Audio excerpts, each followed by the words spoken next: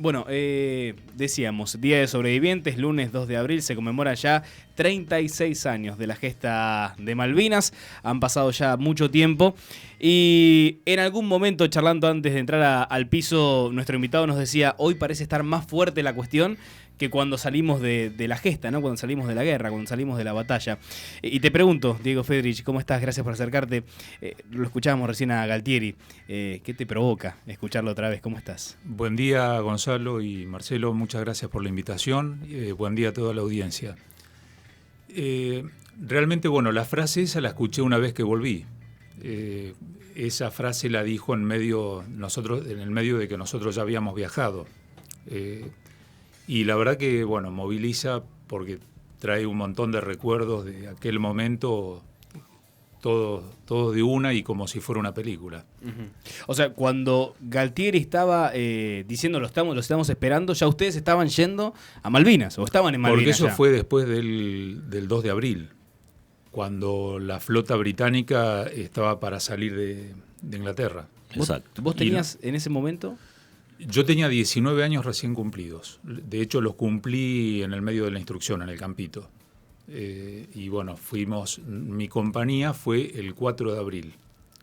Íbamos a salir el 3, finalmente salió el 4. Uh-huh. El 2 de abril nos acuartelan y nos dicen que teníamos el honor de ir a Malvinas. El honor. Sí. Uh-huh. Y en ese momento era un momento de gran expectativa. Lo escuchábamos hoy en el comienzo de Decime la Verdad a Eduardo Galeano. Eduardo Galeano habla muy bien del tema de la guerra, dice que obviamente tiene partes de marketing, ¿no? Hay que venderla la guerra. Imagino que así como nos vendieron, yo no había nacido en ese momento todavía, pero así como se vendió la guerra al público, a ustedes también se la vendieron la guerra. Es que nosotros en ese momento, en un principio teníamos una mezcla de incertidumbre, algo de miedo y una gran expectativa cuando nos dicen. En mi caso tenía más ganas de ir que otra cosa cuando nos dijeron, porque no esperábamos o no pensábamos que terminaba en una guerra. Y bueno, ahí fuimos y bueno, después se dio todo lo que se dio. Se dio todo lo que se dio y la pregunta, más allá... Hemos escuchado miles de entrevistas, ¿no? A muchos héroes de Malvinas que hoy pueden contarlo. Y te lo decía hoy afuera del estudio, esas cosas que no te querés acordar. Me imagino que, los primeros días después de haber vuelto de la guerra, dormir era muy difícil, que vuele un avión bajo era muy difícil verlo, que se nuble el cielo, seguramente traía muchos recuerdos. Esas cosas que no te querés acordar, esas cosas que te cuesta contar, ¿son o no existen por ahí? Quizás no hay tabúes en vos. Desde un primer momento traté de que no hubiera un tema tabú.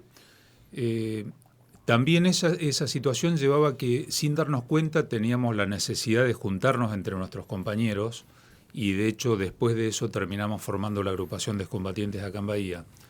Porque había temas que era muy difícil hablarlos afuera, o alguna vivencia o solamente una mirada terminaba siendo más comunicación que muchas palabras. Uh-huh.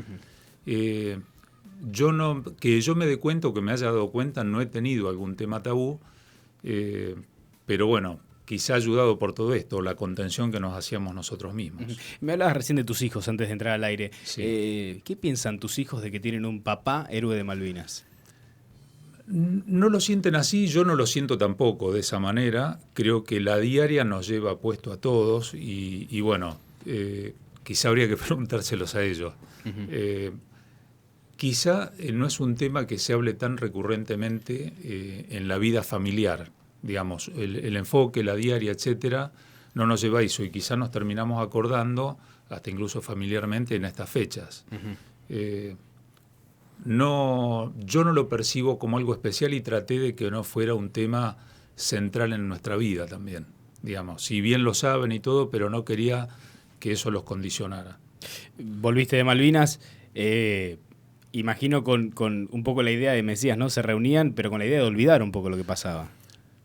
Mi idea fue tratar de armar, digamos, de dar vuelta a la hoja, tratar de empezar algo. Dos cosas. Una, tratar de hacer alguna actividad o enfocarme en algo positivo. Y por otro lado, tratar de que no me costara hablar del tema. Pero también se ha dado la situación y, digamos, de la necesidad de estar, de reunirnos con amigos o comentar esto. Y, digamos, aunque sea sin hablar, pero estar juntos. Y bueno, eso quizás fue un esfuerzo en un primer momento porque, bueno, enseguida empecé a estudiar. Ahí tengo que agradecer a mis amigos en aquel momento y mi familia que hicieron una contención importante y bueno, sin decir mucho, y ahí arranqué. Y sin darme cuenta, después de 2 años me daba cuenta que ese primer momento, por ahí el arranque había sido más difícil. Pero bueno, una vez que pasó el tiempo ya me encaucé. Me dijiste una vez que pasó el tiempo te encauzaste. ¿Y pensaste que cuando, a medida que iba pasando el tiempo, nos íbamos a olvidar de lo que había pasado en algún momento en ese 82 allí en Malvinas? Yo personalmente pensaba que la causa, digamos, esto es un pensamiento muy personal. Yo pensé que bueno, la vida diaria, la vida familiar, el enfocarme en los chicos, mi familia, el trabajo, etcétera, iba a hacer que una vez pasado, no sé, 15 años, la causa se fuera apagando o que quedara así. Y me doy cuenta que me equivoqué 100%, porque pasados 20, 25 años es como que el grupo de gente nos volvimos a contactar, hay vivencias entre medio que hace que por ahí estemos en contacto y que disfrutemos de eso. ¿Qué sentís hoy cuando se habla de Malvinas? Lo mismo que estos últimos años. No, a ver, creo que hay una asignatura pendiente, el tema de la soberanía creo que es algo de larga data y creo que es un puñal que llevamos todos clavado. Pero creo que tiene que ser, bueno, de acá en más una política, no de un gobierno, sino una política de Estado y tomarlo de distinta manera. Y bueno, es eso, en cierta medida es una asignatura pendiente. Ha pasado mucho tiempo, está claro, ¿no? Somos muchos los cuales tengo 27 años y aprendí lo de Malvinas en un libro, no tuve la oportunidad de vivirlo. Somos muchos los cuales, vuelvo a repetir, en la escuela nos dijeron qué es lo que había pasado en Malvinas, en alguna entrevista escuchamos a algún sobreviviente. ¿Qué te provoca que las nuevas generaciones no tengan la idiosincrasia que quizás tenían ustedes? Que no canten el himno, que no respeten la bandera. ¿Te provoca algo o simplemente es algo del pasar?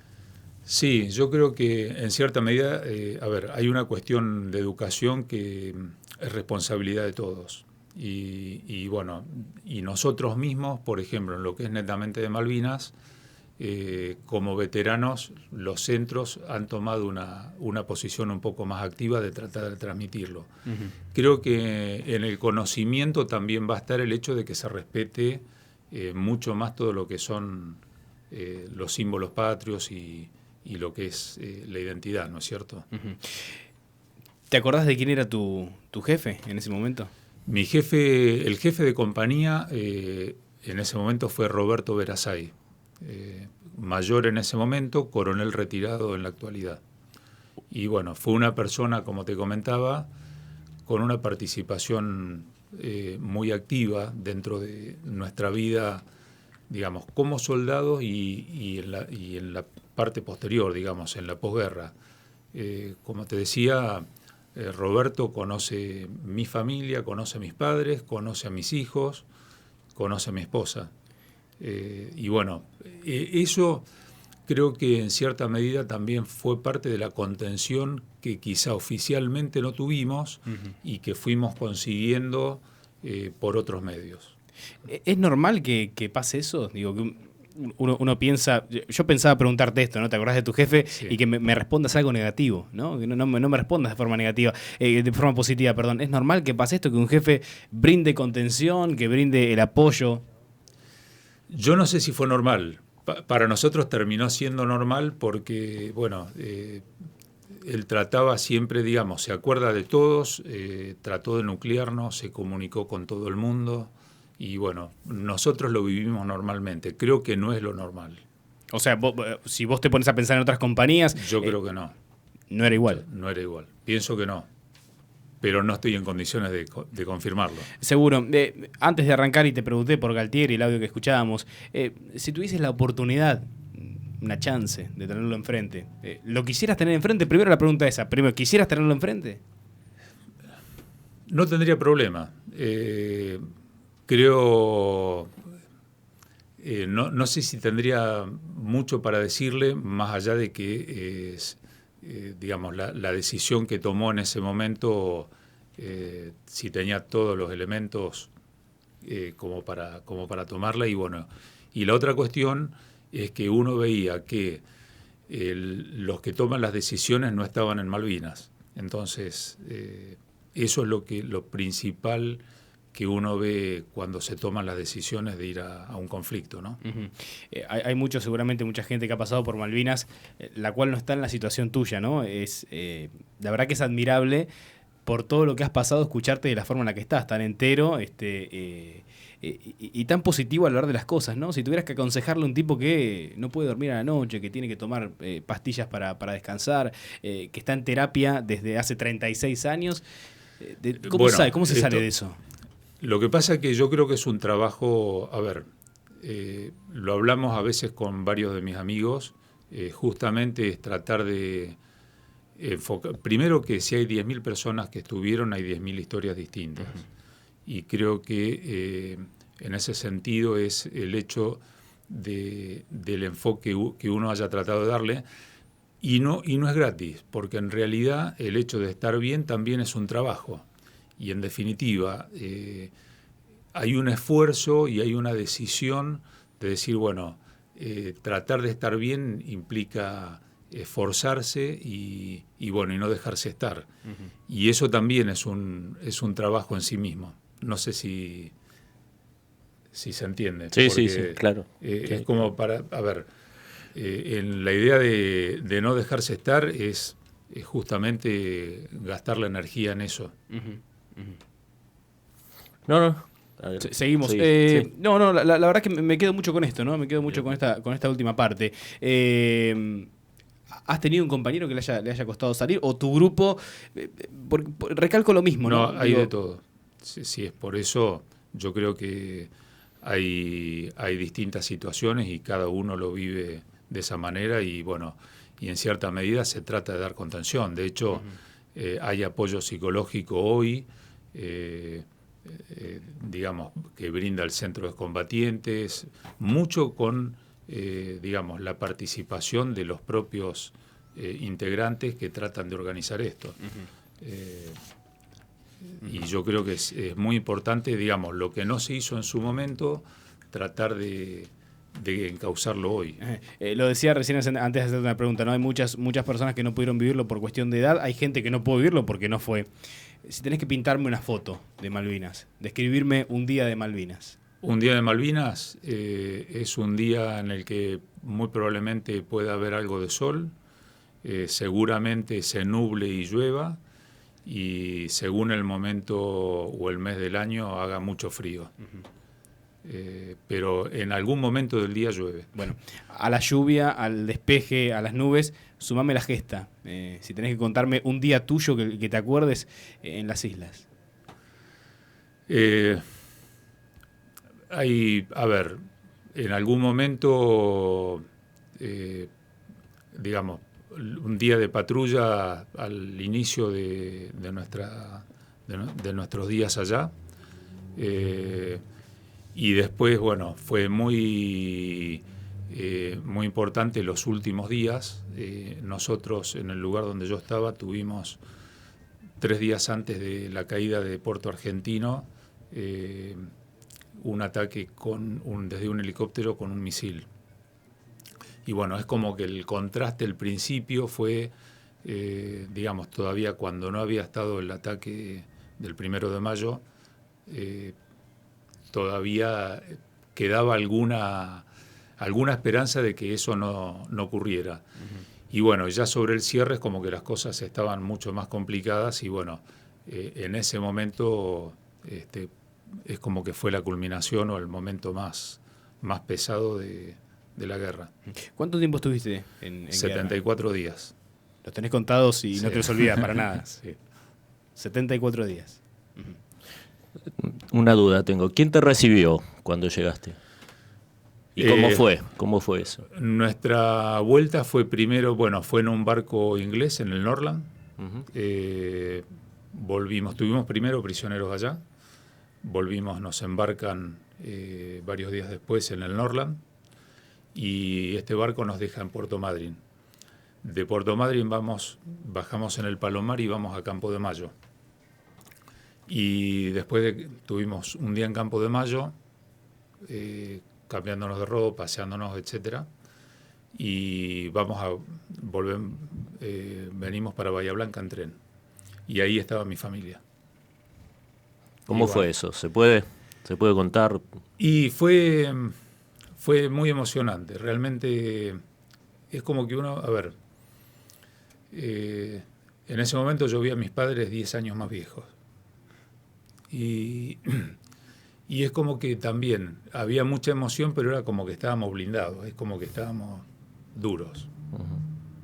Es la realidad. En el momento de estar en el campo de batalla, digo, seguramente cosas por la cabeza se te cruzaban. ¿Pensabas en tu familia? ¿En qué pensabas? Sí, pero es como que tratabas de no pensar permanentemente. Creo que eso no se logra en un día. Creo que es la seguidilla de días. Mucha charla con los compañeros, porque creo que en algún momento también tenés que tomar conciencia de que tu destino puede ser morirte.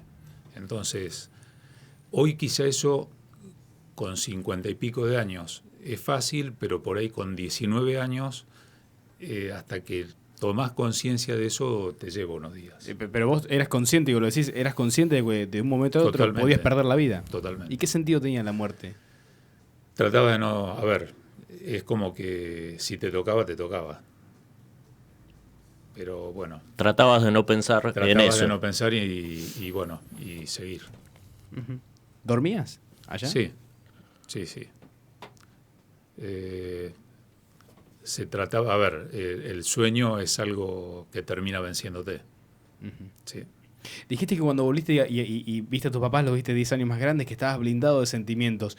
¿Cuándo volviste a tener sentimientos, si se puede decir de esa forma? Enseguida, sí. Digamos, hubo una contención familiar muy importante. Uh-huh. Digamos, yo siempre digo que es una contención silenciosa, porque los padres como que no quieren ni preguntar. Uh-huh. Entonces, pero estaban ahí.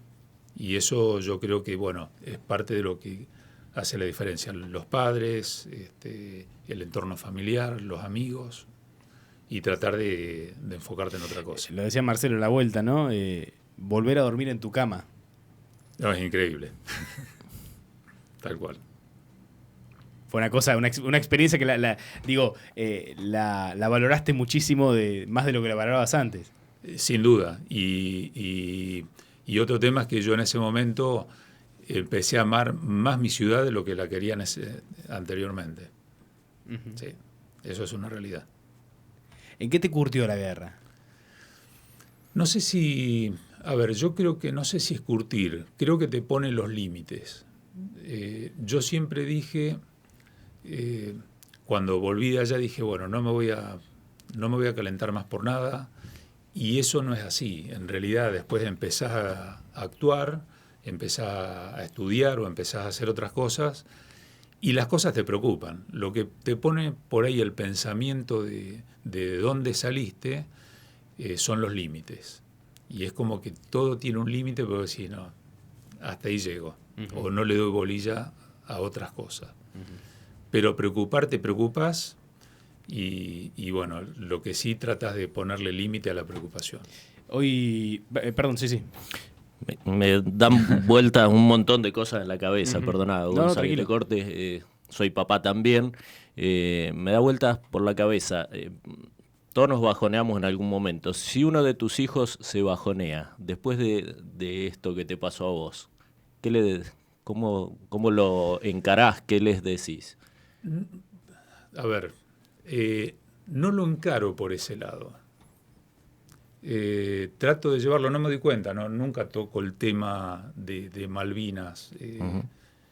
Con ellos, y sobre todo para eso. Trato que ellos mismos, levanten el tema o por lo que se tienen que preocupar. ¿Nunca le dirías a tu hijo, yo estuve en la guerra, mirá por lo que te preocupas vos? No, definitivamente no. Uh-huh. Cada uno tiene su historia y pueden tener historias más duras. Y de hecho, yo creo que hay gente que estuvo, a ver, yo soy un agradecido porque hay gente que estuvo mucho peor. Esa es la realidad. Entonces, digamos, lo mío es una experiencia y bueno, que traté de canalizarlo de la mejor manera posible, pero bueno, como te decía, hay 10.000 personas y hay 10.000 historias distintas. Me contaste que tenés 3 hijos, justamente uno de ellos tiene 19 años, era Sí. la edad la que vos tenías cuando fuiste a la guerra. ¿Qué pasa si a vos te hubiese tocado estar del otro lado, ser padre en ese momento? Me muero. Creo que... Sabiendo todo lo que es la guerra, sí, ¿no? tal cual. Sí, no sé. La verdad que yo lo pienso y me doy cuenta que mis padres se la bancaron muy bien. Cuando se enteraron que te ibas, ¿qué te dijeron? Yo tuve la suerte, nosotros nos íbamos a ir el 3 de abril y tuvimos la suerte de que se corrió un día y entonces, bueno, pude despedirme de mis padres en el 5º cuerpo. Y bueno, se quedaron duros, no tenían ni idea. Pero bueno, y en ese momento fue un rato no muy largo. Pero bueno. Era un mar de incertidumbres sabiendo que por ahí era el último saludo, ¿no? ¿O no se pensaba eso? A ver, quizá ellos lo percibían de esa manera, pero yo no lo percibía de esa manera. Para mí era una expectativa de algo muy importante y bueno, no lo percibíamos de esa manera.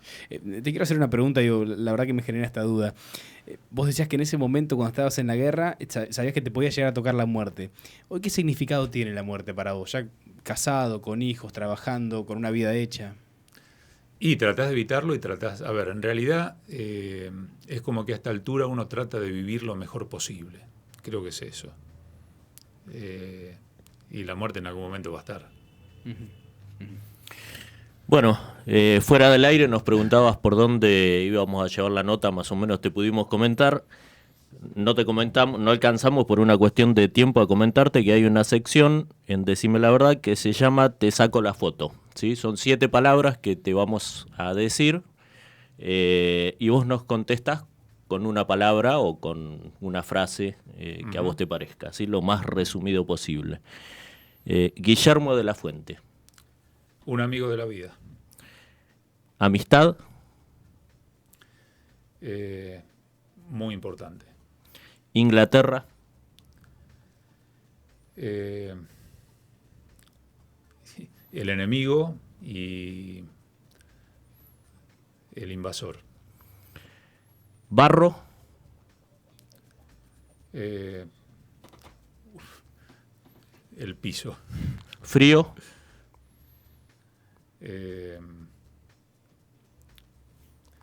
Complicado.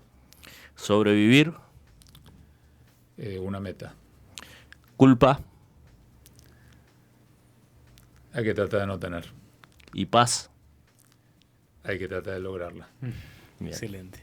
Excelente, muy bien, Diego. Te agradecemos mucho. La verdad que ha sido muy rico esta entrevista. Te agradecemos por haberte acercado. Y la verdad que vuelvo a repetir, te admiro la entereza, admiro la valentía de haber pasado por una gesta la cual marcó al país en un momento tan negro de la Argentina y verte tan entero y cómo lo tomaste, ¿no? Y ser ejemplo de. La verdad que es admirable. Más allá de que uno no lo pasó, que no lo vivió, lo ha visto por un montón de lugares y verte sentado acá de esta forma en este momento, la verdad que es para imitar. Así que muchas gracias. Muchas gracias. Y bueno, no me considero un ejemplo.